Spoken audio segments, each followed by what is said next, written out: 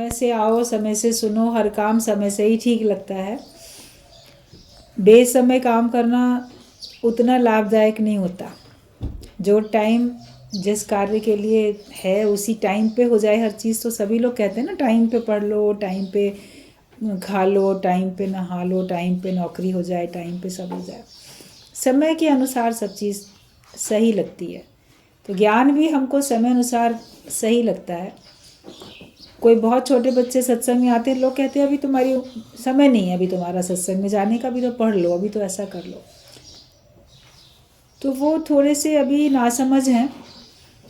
ब्रह्म ज्ञान के लिए कोई समय नहीं होता, वो हर समय ही उसका सही समय है। ज्ञानवान तो बच्चा पहले से भी होता है, और आने के बाद, दुनिया में आने के बाद जैसे उसके पुण्य कर्म का उदय होता है तो उसको उतनी ही जल्दी सत्संग मिल जाता है।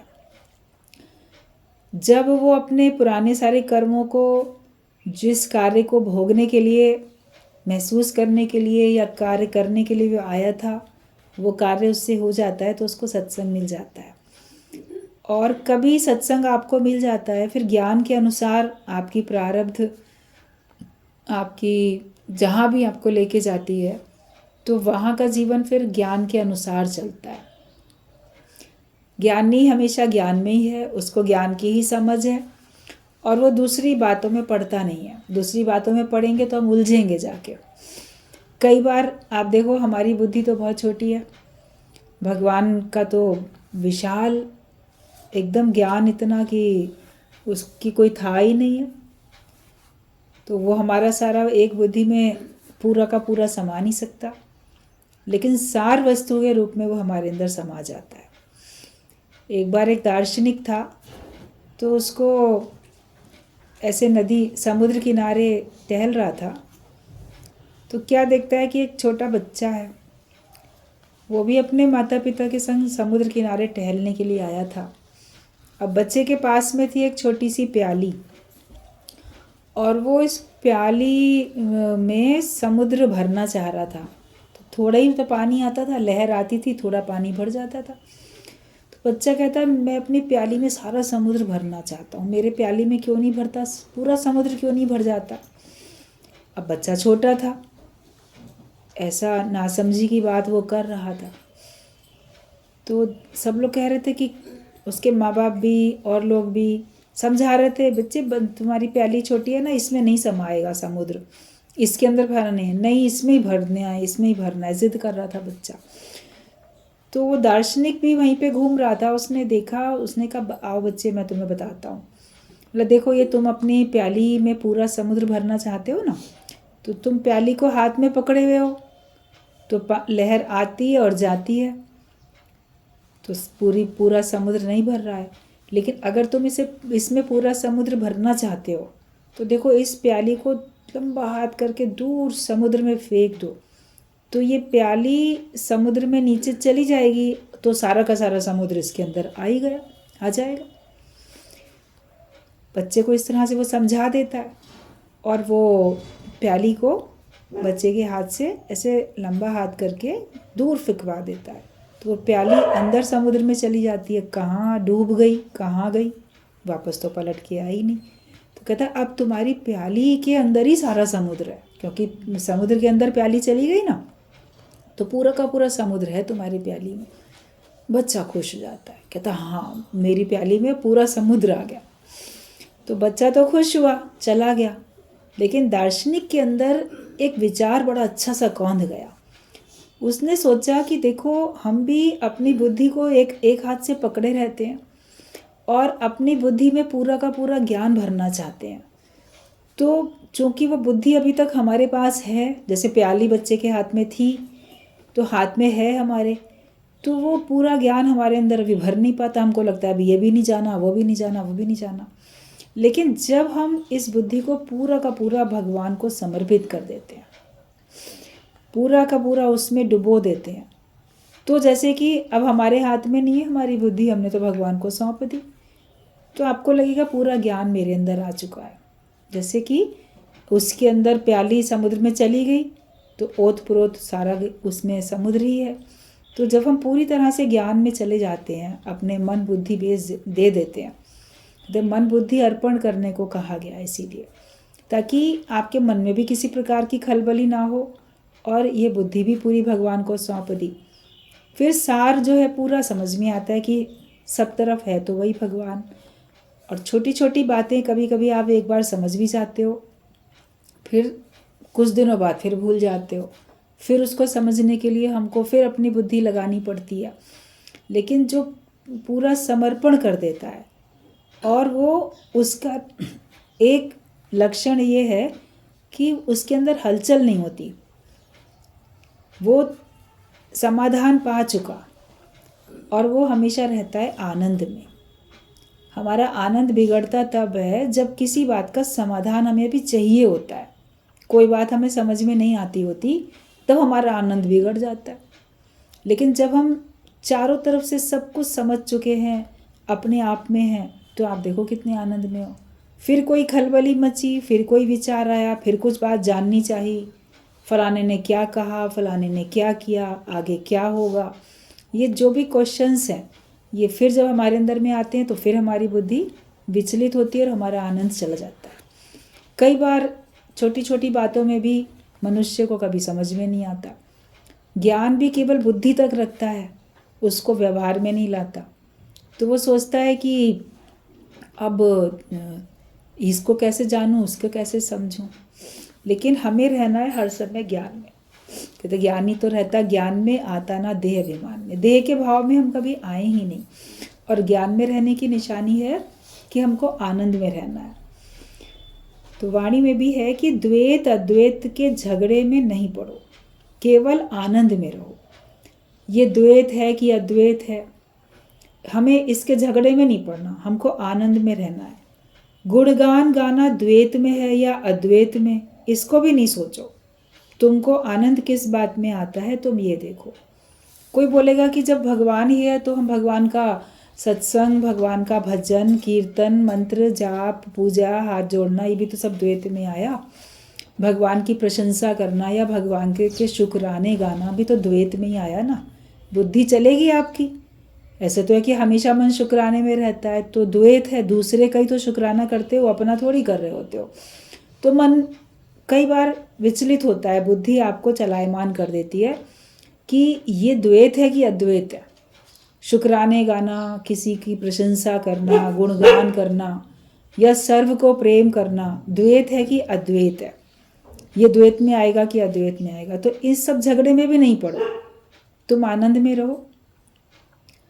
कर्म स्वाभाविक होते हैं, भावनाएं तुम्हारे अंदर में एक रहती हैं प्रेम की, और जब हमारे मुख से चाहे भक्ति के गीत निकलें, शुक्राने के बोल निकलें, गुणगान करें, प्रशंसा करें, लेकिन अंदर में भाव हो कि मैं आनंद में हूँ। अगर आप आनंदित हो, आपको बड़ा आनंद आ रहा है, आपको कोई उसमें फल की, दूसरे किसी और प्रकार के फल की चाह नहीं है, तो ये आपकी अद्वैत की ही स्थिति है। द्वैत में तो खुद आते हैं ना, एक मैं हूँ, एक मेरी देह, इस द्वैत में हम आते हैं। जब इस द्वैत में आएंगे तो बाकी भी सारे द्वैत हमारे अंदर में आ ही जाएंगे। लेकिन जब मैं अपने से अद्वैत हो जाता हूँ कि पूरे शरीर को देखो तो अपना भी तो एक ही तो मानते हो, आँख अलग है, कान अलग है, मुख अलग है, हाथ पैर अलग हैं, तो इनमें हम द्वैत थोड़ी देखते हैं। ये कहते हैं नहीं, ये सब मैं ही हूँ, ये मेरा ही शरीर है, ये मेरा ही रूप है। इसको सबको पूरे के पूरे सर से लेके पैर तक के सारे पूरे शरीर को हम एक मानते हैं और अपना ही मानते हैं। पहले मैं मानते थे, अब मेरा भी मानते हैं कि मैं ही हूँ या मेरा है। तो इस सब में द्वैत होते हुए भी तो हमने अद्वैत ही देखा ना। फिर ऐसे ही इस शरीर में और इसको चलाने वाली शक्ति में, आत्मा में और देह में, इसमें भी जब हम अद्वैत देख लेते हैं कि ये भी दो नहीं है, ये भी एक ही है। फिर जो पिंडे सो ब्रह्मांडे, जो इस पिंड में है वही सारे ब्रह्मांड में है, तो वहाँ भी फिर अद्वैत हो जाता है, दूसरा है ही नहीं। तो हमारी अद्वैत की स्थिति बन जाती है, उसमें आनंद ही आनंद है। तो जिस समय आपको लगे कि आप बड़े आनंद में हो, आपके अंदर में कोई खलबली नहीं, कोई हलचल नहीं, तो वो अद्वैत की ही स्थिति है। द्वैत में आना, दूजे भाव में आना, मतलब कि अस्थिर हो जाना। थिर मन ब्रह्म, अथिर मन संसार। मन में स्थिरता आ जाए। कौन सा कर्म है, कौन सा फल भोग रहे हैं, कौन सा भोगेंगे, कब किया था, तब क्यों नहीं मिला, अब क्यों मिला, इन सब बातों में भी हमें जानकारी रखने के लिए जिज्ञासा ठीक है, मगर उलझना ठीक नहीं है। जिज्ञासा होती है, उस जिज्ञासा को दूर करने के लिए ज्ञान होता है। लेकिन इन बातों में उलझ जाएं, और जब हमें अभी बात समझ में मान लो नहीं आती है, समय पे समझ में आएगी, जब सत्संग में उसका उत्तर सुनेंगे तब समझ में आएगी। आपके अंदर जिज्ञासा उठी, आपने जानना चाहा, आपने प्रश्न के रूप में सत्संग में बोल दिया, कह दिया, मगर उसके बाद बताने के बाद फिर आनंद में रहो। मतलब जो है मेरी अपनी आज की इस समय की स्थिति क्या है, मुझे कोई जानकारी नहीं है, कोई समाधान नहीं हुआ, उसके बावजूद भी मैं अपने आप को आनंद में महसूस करता हूँ, खुश रहता हूँ। मैं अपने सच्चे स्वरूप को जान चुका कि नहीं। पहले अपने को जानो, अपना रूप पहचान, समझ मन दर्शन, यही भगवान। जिसने अपना रूप नहीं जाना तो वो भगवान को कैसे जान सकेगा। जो पहले अपने को जान ले, समझ ले कि मैं कौन हूँ और मेरा क्या स्वरूप है, मेरा सतचित आनंद रूप कोई कोई जाने रे। ये बात कोई कोई जानता है कि मेरा तो सतचित आनंद स्वरूप है, वरना तो हर एक कोई क्या समझता है, मेरा तो ये नाम रूप जो है यही मेरा स्वरूप है, ये देह मेरा स्वरूप है, ये नाम रूप मेरा स्वरूप है। लेकिन मेरा सच्चित आनंद रूप ये तो कोई कोई जानता है, कोई विरला जानता है। जिसको ब्रह्म ज्ञान मिला वो जान पाता है। तो पहले अपने को जानो, तो अपने को जान के आप अपने में इतने मगन हो जाओगे कि आपके अंदर में बहुत सारी जिज्ञासाएं तो वैसे ही शांत हो जाएंगी, और फिर भी समय समय पे हमें उनका उत्तर मिलता रहता है। एक जन्म में मनुष्य इतने कर्म बना लेता है कि उसका फल भोगने के लिए ये जन्म कम पड़ जाता है। इस संसार में जो न्याय होता है जज की अदालत में, तो वहाँ पे आपको 10 आपने मर्डर किए, 20 किए, 30 किए, जितने भी आपने किए, एक किया, तो मान लो पनिशमेंट मिलती है तो मैक्सिमम फांसी की सज़ा, मृत्युदंड। तो एक ही बार तो मृत्युदंड मिलेगा, एक को मारा चाहे 10 को मारा। लेकिन भगवान की अदालत में अगर 10 को मारा तो 10 बार मृत्युदंड मिलेगा, मतलब कि इतना भोगना पड़ेगा। यहाँ की अदालत आपको कम देती है पनिशमेंट, लेकिन भगवान की अदालत ऐसी है, उसमें पूरा का पूरा न्याय है, वो पूरा मिलता है। तो एक जन्म में मनुष्य इतने सारे कर्म बना लेता है कि उसके फल भोगने के लिए उसका ये जन्म कम है, और सारे फल उसी जन्म में मिल भी नहीं सकते, डिपेंड करता है। बहुत सारे बीज ऐसे होते हैं जो आप धरती में डालो तो 10-15 दिन में ही वो जैसे कि एकदम से पौधे बन के बाहर दिख जाते हैं, और महीने 2 महीने में 3 महीने में उसमें आपको फसल भी मिल जाती है। कहीं आप पालक बो देते हो, कहीं और चीज़ें बो देते हो। देखो बहुत सारी सब्जियां ऐसी होती हैं कि आपको 2-2.5 महीने में, उसमें 3 महीने में उसमें आपको पौधा निकल के और उसमें आपको वो मिलने भी लग जाता है, उसका आपको फल मिलने भी लग जाता है। और कोई कोई फसल ऐसी होती है जिसको बो देते हो तो पूरा 1 साल लग जाता है, किसी को 6 महीने लगते हैं, किसी को 1 साल लगता है उसका फल निकलने में, किसी को 2 साल, किसी को 3 साल, किसी को 5 साल लगते हैं, किसी को 10-10 साल भी लगते हैं। बोया तो आपने सबको एक बराबर ही तरीके से था, लेकिन वो बीज अलग अलग फलों के थे, अलग अलग प्रकार के थे। तो किसी का तो फल हमको जल्दी मिलेगा, किसी का फल हमको देर में मिलेगा, लेकिन मिलेगा ज़रूर। तो कर्म भी हमारे ऐसे होते हैं, किसी के फल तो हमको तुरंत मिल जाते हैं। कभी कभी तो आपने मन से सोचा होगा ना, अच्छा या बुरा, तो उसका फल आपको तुरंत मिल जाएगा, अच्छा या बुरा। कभी कभी ऐसा होता है, या शरीर से अच्छा बुरा किया तो उसका फल तुरंत मिल जाता है, और कभी आपको सारी ज़िंदगी नहीं मिलता उसका फल, तो सोचो आगे तो मिलेगा ही मिलेगा। भोगने वाला कौन है, करने वाला कौन है? ये जो तेरे तन मन प्राण हैं, ये तो प्रभु मिलन का सामान है। लेकिन ये तन मन प्राण एक सामान है, मुझसे अलग है, मिले भगवान को पाने के लिए, मगर इनसे हम सांसारिक सुखों को पाने के लिए दूसरों को दुख भी देते हैं, और अपने सुख पाने के लिए हम बहुत सारे गलत सलत काम भी करते हैं।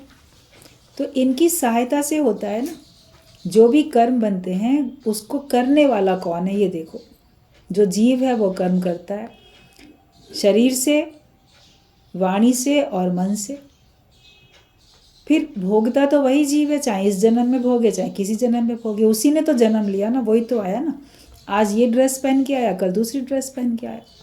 आपने कल कोई रंग की ड्रेस पहनी थी, आज दूसरी पहन के आए हो, तो आप बदल थोड़ी गए हो। कल किसी को आपने मान लो अपमान किया था, आपने कोई कलर की ड्रेस पहन रखी थी, नेक्स्ट डे वो आपको मिलेगा, उस दिन आप दूसरे रंग की ड्रेस पहने हो, तो क्या वो उस अपमान का बदला उस दिन नहीं लेगा? वो ये सोचेगा कि नहीं, इसने तो कल ये रंग की ड्रेस पहनी थी, आज दूसरी पहनी है, तो इसको मैं कैसे दूँ बदला। आप तो वही हो, तो वो तो आपको पिछले किए हुए अपमान का आपको जवाब देगा। जो आपने एक दिन पहले किसी का नुकसान किया, उस दिन वो नहीं आपसे बदला ले पाया, अगले दिन लेगा, भले उसने ड्रेस बदल रखी है, क्योंकि करने वाला तो वही है। तो ये शरीर हमारे भले बदल गए, पिछले जन्म में कुछ था, उसके पहले कुछ था, उसके पहले कुछ था, आज कुछ है, आगे कुछ होगा, मगर करने वाला तो वही रहता है जीव, तो वही भुगतता है, भोगने वाला तो वही है। आपके तन पे कष्ट आते हैं तो उसमें तन तो नहीं रो रहा है, मन तो आपका दुखी हो रहा है। और कभी मानसिक कष्ट है तो भी आपको महसूस होता है ना, ये मेरे मन को बड़े दुख मिल रहे हैं, मेरा मन दुखी है या मेरा तन परेशानी में है, लेकिन तन और मन आपको अपने से अलग महसूस होते हैं, उसको अलग समझ के ही आप भोगते हो, भोगने वाले आप वही रहते हो। और अगर सारे के सारे कर्मों का फल भगवान आपको एक ही जन्म में दे दे, आप बोलो नहीं जिस जन्म में किया ना उसी जन्म में सारे मिल जाने चाहिए, पहली बात तो वो सारे आप भोगने के लिए आयु कम है। और अगर मान लो भगवान दे भी दे सारे कर्मों का फल, तो मनुष्य अज्ञान में है, जीव भाव में है, तो ज़्यादातर वो बुरे कर्म अधिक बनाता है, उससे अच्छे कर्म कम बनते हैं। तो उसको सारे कर्मों का अगर फल मिलेगा तो वो एक पल के लिए भी मुस्कुरा नहीं पाएगा, एक पल के लिए भी सुख का अनुभव नहीं कर पाएगा, कोई सुख सुविधा सहूलियत उसको मिल नहीं पाएगी, क्योंकि दंड इतना सारा उसको मिलना है। इसलिए भगवान मिला जुला देते हैं, थोड़े बदकर्मों का फल, थोड़े सत्कर्मों का फल, ताकि जीवन में कभी खुशी कभी गम होता रहे। बहुत दुख मिल रहा है, चलो थोड़ा सुख भी मिला, मनुष्य कम से कम थोड़ा सा ज़रा सा क्षणिक भी चैन से जी तो सके। ये भगवान की हमारे ऊपर कृपा है, क्योंकि हम सब भगवान की संतान हैं। गलत काम से बचाने के लिए माँ पनिशमेंट देती है, टीचर पनिशमेंट देती है, लेकिन आपको पूरा नष्ट थोड़ी कर देती है, पूरा आपका सब कुछ बिगाड़ थोड़ी देती है। सिर्फ इसलिए दंड मिलता है कि वो काम गलत दोबारा हम ना करें। तो भगवान भी हमको हमारे बुरे कर्मों का फल इसीलिए देते हैं ताकि वो काम हम दोबारा ना करें। भूल जाता है मनुष्य, संत याद दिलाते हैं, परिवार के लोग, अच्छे संस्कार देने वाले लोग याद दिलाते हैं, तब सीख पाता है। नहीं कोई याद दिलाता है तो चलता रहता है। फिर कभी बहुत दुख पड़ते हैं तो कभी दुख ही दवा बन जाते हैं। दुखों से अगर चोट खाई ना होती, प्रभु तुम्हारी याद आई ना होती, तो हम उसमें भी कहीं ना कहीं से फिर भगवान को याद करके अपना परमात्मा को पाने का एक मार्ग चुन लेते हैं, और हमको दिख जाता है, मतलब भगवान को देखने का हमको कोई रास्ता दिख ही जाता है, वरना हमको कोई रास्ता भी ना दिखे। ये सत्संग का रास्ता हमको दिखा, भगवान ने ही दिखा दिया। ये ईश्वर की सबसे बड़ी कृपा है। मनुष्य जन्म है और ज्ञान है, गुरु है, सत्संग है, तो ये बड़े सौभाग्य की निशानी है। इसके हम कितने भी शुक्राने करते जाएं कम है। और सब कुछ सबसे ऊपर, हर बात से ऊपर तुम्हारी आनंद में स्थिति होनी चाहिए। तो ये द्वैत है कि अद्वैत है, इसको नहीं सोचो। तुमको आनंद किस बात में आता है ये देखो। आनंद में और सुख में अंतर है। हम सुख दूसरे से लेते हैं, आनंद हमारी अपने स्वयं की अनुभूति होती है। आपको किसी को कोई बोलेगा इसको ना दुख दे के इसको बड़ा सुख मिल रहा है, आनंद नहीं मिल रहा होता है। आनंद तो आत्मा से ही मिलता है, आनंद तो ज्ञान से ही मिलता है, आनंद तो अपने आप से मिलता है, कुछ करने से नहीं मिलता। वो सब कुछ जब छोड़ देते हो, डू नथिंग हो जाते हो, तब आपको आनंद मिलता है। जब बी नथिंग हो जाते हो तब आपको आनंद मिलता है। संशयात्मक बुद्धि विनश्यति, संशय ही विनाश का कारण है। किसी प्रकार का संशय अपने अंदर नहीं रखो। ईश्वर जो भी करता है अच्छा ही करता है, किसी प्रकार का भी संशय भ्रम क्यों रखें हम अपने अंदर में। आज एक संशय निवृत्त होगा, कल दूसरा आएगा, परसों तीसरा आएगा, क्योंकि संशय की उत्पत्ति अज्ञान से होती है, जीव भाव से होती है। जब ज्ञान आया, आपका आत्मभाव पक्का हो गया, तो आप देखोगे समाधान हो चुका है, फिर कोई संशय नहीं है। सारा रहस्य हमको पता चल गया, हर राज से पर्दा उठ चुका, जान चुके। मतलब जब पर्दा हटा तो आप हुआ, भाई मैं ही हूँ, और फिर आपको सजदा कौन करे। लेकिन अपने आप मेरे इतने सारे रूप हैं, तो उन सारे रूपों में मैं ही प्रसन्न हो रहा हूँ। अगर आप किसी की प्रशंसा करते हो, किसी को आप प्रेज करते हो, तो उस रूप में दूसरा खुश हो रहा है, तो तुम भी तो खुश हो रहे हो। उसकी प्रशंसा करने में तुमको भी तो खुशी मिल रही है, तभी तो प्रशंसा करते हो, क्योंकि उसको प्रेम करते हो, उसको अपना समझते हो। इसके लिए उसके जो अच्छी चीज़ है उसकी आप प्रशंसा करते हो। और कई बार किसी की अच्छाई इतनी अधिक होती है कि उसके साथ द्वेष करने वाला, शत्रुता रखने वाला भी उसकी प्रशंसा करने से अपने आप को रोक नहीं पाता कि नहीं, ये बात तो उसकी बहुत अच्छी है, क्योंकि वो कार्य ही इतना अच्छा कर रहा है। इतने अपने साथ अच्छा व्यवहार अपने साथ करो, दूसरों के साथ हो जाए, अपने को इतना अच्छा बना लें कि जो हमको पसंद नहीं करते थे, जो हमको अपना शत्रु समझते थे, वो भी हमारी प्रशंसा करने लग जाए। वो तब होता है जब सचमुच में आप प्रशंसनीय कार्य करते हो। तो भगवान ने तो जो काम किए बहुत अच्छे किए। भगवान ने हमको सच्चा ब्रह्म ज्ञान दिया, और ब्रह्म ज्ञान को देने वाला अगर उसने हमको सच्चा सतगुरु दे दिया, तो ये भगवान ने सबसे ज़्यादा अच्छा काम किया। अभी कोई किसी को पसंद करता है तो उसको अच्छी से अच्छी गिफ्ट देता है, जिसको प्रेम करता है तो उसको और अच्छी गिफ्ट देता है, और जितनी उसकी अपनी हैसियत होती है उसके हिसाब से वो उतनी कीमती गिफ्ट देता है, उतनी महंगी गिफ्ट देता है।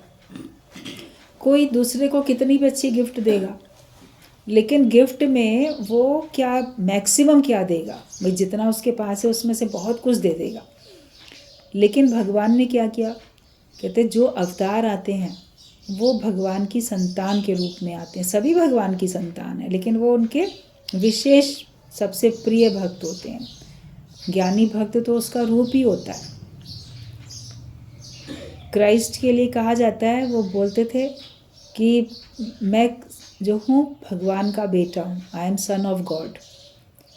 और जो क्रिश्चियंस लोग होते हैं तो वो कहते हैं कि परमेश्वर कितना दयालु है, उसने हमारे कल्याण के लिए हमको हमारे पास अपने बेटे को ही भेज दिया।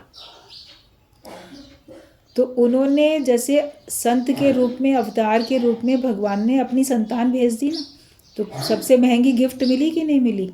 आप किसी को बहुत महंगी गिफ्ट दोगे, अपना बेटा थोड़ी पकड़ा दोगे उसको कि ले आज से ये तेरा बन गया। और कुछ दोगे, लेकिन अपने बच्चे को तो अपने पास ही रखोगे। लेकिन भगवान तो अपने प्यारे बच्चे को अवतार के रूप में संसार में भेज देता है सबका उद्धार करने के लिए। तो ये भगवान की कृपा है जो उसने हमको सच्चा संत दिया, सच्चा गुरु दिया। इसके हम जितने भी आभार माने, जितने शुक्राने माने, और जिसने हमारे साथ जो जो भी किया उसके लिए हम कृतज्ञ हो जाएं, कि हम उसका माने कि इन्होंने हमारे लिए किया। मान लो वो नहीं भी करते तो क्या कर सकते थे। कई लोग कहते हैं किया तो अपने लिए किया, हमारे ऊपर क्या एहसान है। तो ये कृतज्ञता होती है। लोग अपने माता पिता को भी ऐसा बोल देते हैं, क्या किया इन्होंने हमारे लिए। अगर कुछ किया भी तो अपने सुख के लिए किया, अपने नाम के लिए किया, हमारे लिए थोड़ी कुछ किया है। और किया भी तो वो तो सभी माँ बाप करते हैं, कौन सा बड़ा अलग कर दिया, तो उसका भी एहसान नहीं मानते हैं। तो जब जिनके द्वारा जन्म लिया हुआ दिख रहा है उन्हीं का एहसान नहीं मानते हैं, तो जिस परमात्मा ने हमको भेजा, जो हमारा माता पिता है, उसको तो आपने देखा भी नहीं है। तो उसके प्रति भी नहीं मानते हो, उसका भी एहसान नहीं मानते हो, इसीलिए दुख पाते रहते हैं। गुरु हमको फिर सिखाता है शुक्राने गाना, किसी की हुई भलाई को याद रखना, वो हमको गुरु याद दिला देता है, सिखा देता है। तो फिर हम सीखते हैं तो हम सुखी भी होते चले जाते हैं। तो संशय किसी बात का भी नहीं रखो, ये कैसे वो कैसे, या अपने ऊपर संशय आता है, पता नहीं मैंने ज्ञान के रास्ते पे कदम रखा, आगे मैं क्या करूँगा, मेरा क्या होगा, कहीं नष्ट तो नहीं हो जाएंगे।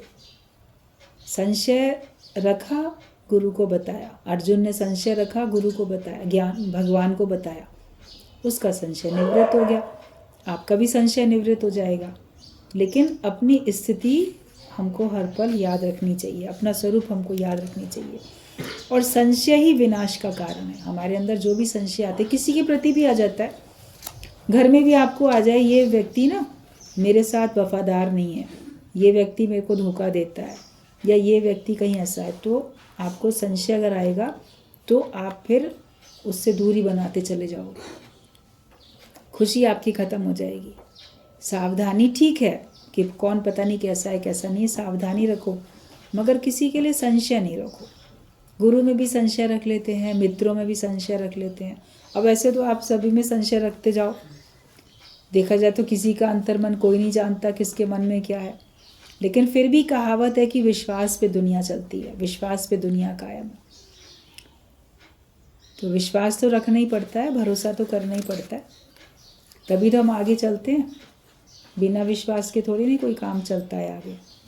सावधानी अपने साथ है, मगर सबके ऊपर हमको संशय नहीं रखना है, हमको थोड़ा विश्वास भी रखना है। एक सीढ़ी से फिसले तो बाकी सीढ़ियाँ खुद ही गिर जाओगे। एक संशय का ख्याल आएगा, वो तुमको भगवान से दूर करेगा, तो फिर आप बाकी तो अपने आप दूर होते चले जाओगे। सत्संग से दूर होते जाओगे, ज्ञान से दूर होते जाओगे, गुरु से दूर होते जाओगे। पता नहीं जिसके लिए भी आप संशय रख लो, आप उससे दूर होते चले जाओगे। तो संशय वाली बुद्धि जो होती है वो हमारे विनाश का कारण होती है। इसलिए निश्चय वाली बुद्धि रखो, संशयात्मक बुद्धि नहीं, लेकिन निश्चयात्मक बुद्धि, कि मैं निश्चय तौर पे मैंने ये निश्चय किया है, ये मेरा पक्का निश्चय हो चुका कि ये 5 तत्वों की क्षणिक देह में नहीं हूँ, लेकिन मैं वो शुद्ध स्वरूप हूँ।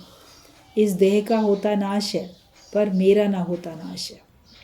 ये मेरा निश्चय पक्का हो जाए, ये ज्ञान पक्का हो जाए।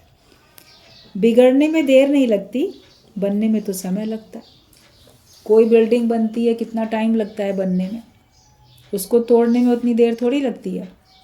कभी कभी तो फटाफट भूकंप आया, फट से गिर जाती है पूरी बिल्डिंग। अभी पिछले दिनों यहाँ पर भी कैसे एकदम से बिल्डिंग पूरी गिर गई, 5 मंजिला इमारत। कहीं कुछ, कभी बड़े बड़े पुल बनते हैं वो एकदम गिर जाते हैं, बनाने में तो टाइम लगा, लेकिन उसके मिटने में समय नहीं लगता।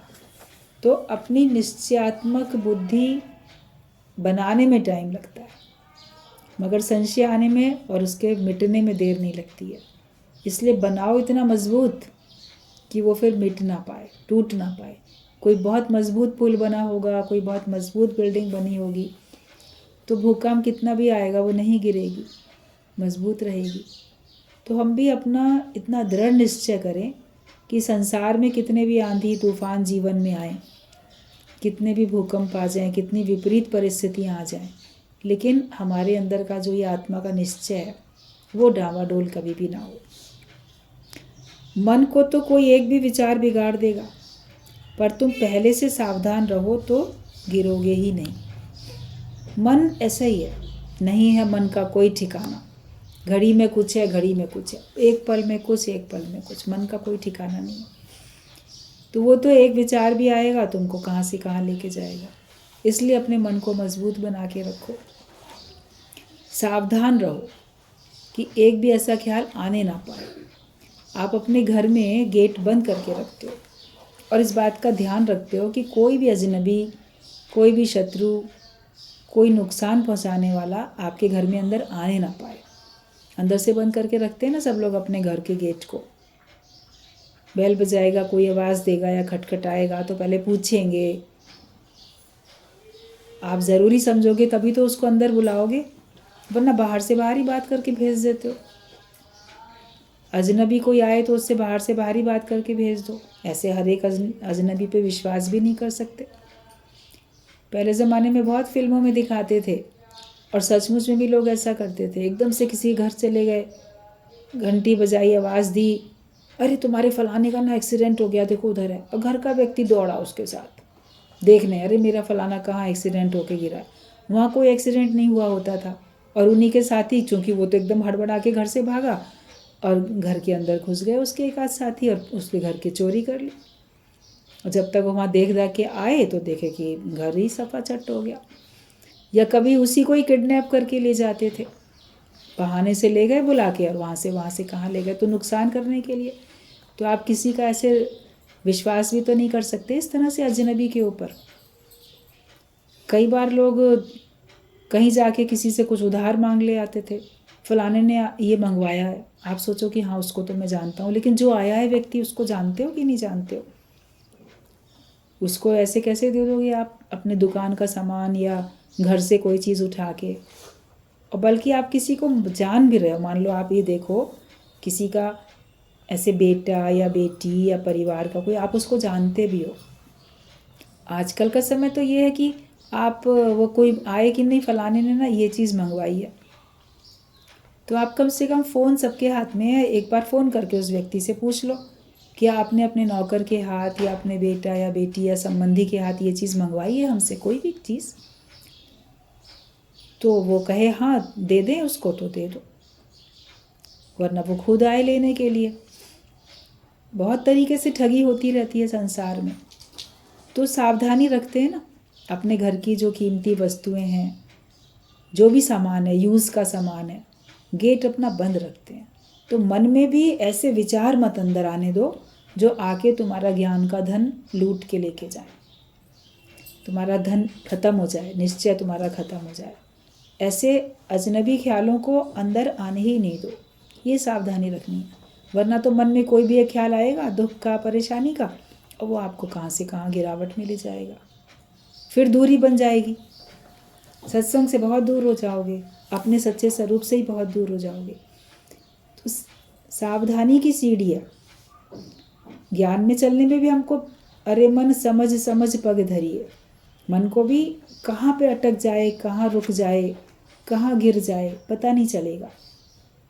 बोला जाता है ये साबुन की सीढ़ी है, फिसलने का बहुत डर है, या ये जैसे तलवार की धार के समान है। जैसे तुम, कठिनाई इतनी है, कष्ट इतने हैं, विचार हमारे अंदर में केवल ज्ञान के चले। एक भी विचार ऐसा आए पता तो चली जाता है, ये ख्याल आया ना, ये अब मेरे को दुखी कर रहा है, ये अब मुझे परेशान कर रहा है, या मुझे अब काम में, क्रोध में, लोभ में, मोह में, अहंकार में, किसी न किसी विकार के अधीन ये विचार मुझे कर रहा है। पहले थोड़ा सा हुआ और बढ़ रहा है और बढ़ रहा है वो विचार, जो कि आपको उस विकार के अधीन कर रहा है। तो उसको पहले ही तुरंत दूर कर दो। एकदम से भगवान का विचार दो, ज्ञान का विचार दो, अपने को भक्तों के बीच में रखो, लोगों के बीच में रखो, सत्संग के बीच में रखो, तो फिर इस प्रकार के गलत विचार आपके ऊपर हावी नहीं होंगे, तो नुकसान में नहीं रहोगे। जो श्रद्धा वाले हैं, प्रेम वाले हैं, ज्ञान वाले हैं, विश्वास वाले हैं, उनका संग करो तो तुम्हारे अंदर भी श्रद्धा, विश्वास, प्रेम बढ़ेगा। जगत वालों का संग करोगे, जैसे होंगे वैसे ही रहेगा, आपका भी विचार वैसे ही बन जाएगा। अपने आप को हमें सावधानी में भी रखना है और मन में एक भी विचार ऐसा आने ना पाए, वरना आपका मन आपको गिराता ही चला जाएगा। संशय का विचार आते ही निकाल दो। भीतर अधिक समय तक संशय रखना नहीं चाहिए। कभी कभी क्या होता है, बहुत अधिक समय तक भी संशय रहता है तो वो पक्का हो जाता है। आपको पहले पता है ये मेरी ऐसे ही धारणा है, ये ज़रूरी नहीं है कि ये बात सच हो, ज़रूरी नहीं है कि वो व्यक्ति ऐसा ही हो, ये मेरे मन का वहम भी हो सकता है। लेकिन उसको बहुत दिन तक पाल के रखोगे तो आपको पक्का लगने लगेगा कि नहीं ये चोर ही है, ये झूठा ही है, ये खराब ही है, ये ऐसा ही है, वो आपका फिर पक्का हो जाएगा। तो संशय को भी बहुत अधिक दिन तक अपने अंदर रखो नहीं। बोलते कि जब तुमसे कोई बात नहीं सुलझ रही है आज, तो उसको समय पे छोड़ दो कि जैसा भगवान चाहेंगे वैसा होगा। हम उसको अपने अंदर क्यों रखें, क्या होगा, कैसे होगा, कब होगा। तो संशय वाली बुद्धि हमारे से दूर हो जानी चाहिए। जब तक ज्ञान नहीं है, प्रेम नहीं है, तब तक आपके अंदर में संशय ही संशय रहते हैं, और उसको अधिक समय तक अंदर रखो भी नहीं, वरना वो अज्ञानता का विचार हमको फिर सच लगने लगेगा। जो एक चुटकुला बताया जाता है दृष्टांत के तौर पे, कि छुट्टी पहले ज़माने में जैसे कभी कर दी जाती थी कि भाई 2 अक्टूबर है, गांधी जयंती है, कल पढ़ाई नहीं होगी, तो फिर छुट्टी होगी। कई लोग सोचते थे बच्चे पढ़ाई तो होनी नहीं है 15 अगस्त पे, तो ऐसे वो हाँ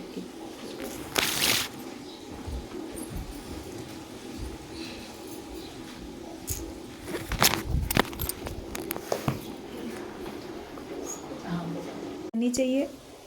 संशय अपना जितनी जल्दी हटा दो तो उतना अच्छा।